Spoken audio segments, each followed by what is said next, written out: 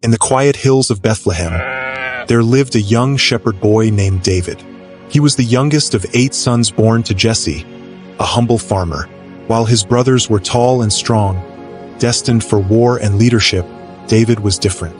He spent his days in the open fields, watching over his father's sheep. It was a life of solitude, but David found joy in the simplicity of nature. He would play his harp, weaving melodies that seemed to echo through the valleys and call the birds from the trees. Despite his small stature and the quiet life he led, David was no ordinary boy. In those peaceful fields, he had faced challenges that would have sent most men running. On more than one occasion, wild beasts threatened his flock, lions with golden manes and bears with fierce eyes. But David, armed with only a wooden staff and a simple sling, never backed down. He believed that God was with him, and with that belief, he had defeated every predator that crossed his path. One day, word spread through Bethlehem like wildfire. War had come to Israel. The Philistines, fierce warriors from the west, had amassed an army, threatening to overrun the land.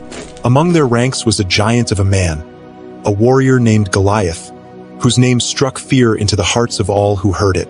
Goliath towered over men like a tree in the desert, his armor shining like bronze in the sun. He stood on the battlefield each day, taunting the Israelites, daring them to send someone to face him in single combat. For 40 days, Goliath's voice echoed across the valley, mocking the God of Israel and the men who served him. But no one, not even the bravest soldier, dared to challenge the giant. Israel's King Saul, who was once a mighty warrior himself, cowered in fear, unable to find a champion among his army. Meanwhile, David's brothers had been called to join the Israelite forces. One morning, Jesse, David's father, sent him to the battlefield with supplies, bread and cheese for his brothers and their commanders. David arrived to find the Israelite camp in disarray. Men were whispering of Goliath's challenge, their faces pale with fear. As David walked through the camp, he overheard the soldiers talking about the king's offer. Whoever defeated Goliath would be given great riches, the king's daughter in marriage, and their family would be exempt from taxes. Curious, David approached the men and asked, "What will be done for the man who kills this Philistine and ends his defiance against Israel?" One of the soldiers answered, "The king has promised riches, his daughter, and freedom from taxes. But no one is brave enough to face him. Have you seen the size of the man? He's unbeatable." David frowned. Who is this uncircumcised Philistine that he should defy the armies of the living God? Word of David's boldness quickly spread through the camp, eventually reaching the ears of King Saul.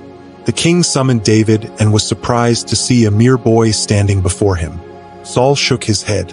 "You are but a youth, and he has been a warrior since his youth. How can you hope to fight him?"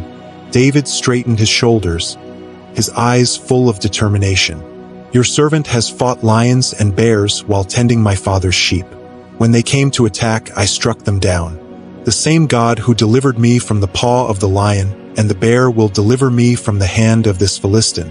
Saul, impressed by the boy's faith, offered him his own armor. But when David tried it on, it was too heavy, too cumbersome. "I cannot go in these," he said, taking off the armor. "I am not used to them." Instead, David chose 5 smooth stones from the brook, placed them in his pouch, and gripped his sling tightly in his hand. With nothing but his shepherd's tools, he walked out to face the giant. On the battlefield, Goliath stood waiting, his shadow stretching across the valley. When he saw David approaching, he laughed, the sound booming like thunder. "Am I a dog, that you come at me with sticks?" he bellowed. "Come here, and I will feed your flesh to the birds of the air and the beasts of the field." David stood firm, his heart steady. "You come against me with sword, spear, and javelin, but I come against you in the name of the Lord Almighty, the God of the armies of Israel, whom you have defied. Today, the Lord will deliver you into my hands, and I will strike you down so that all the earth will know there is a God in Israel." With that, David reached into his pouch, pulled out a stone, and placed it in his sling. He began to swing it, faster and faster, until the stone whistled through the air. It flew straight and true, striking Goliath squarely in the forehead. The giant staggered, then fell to the ground with a thunderous crash. The battlefield fell silent.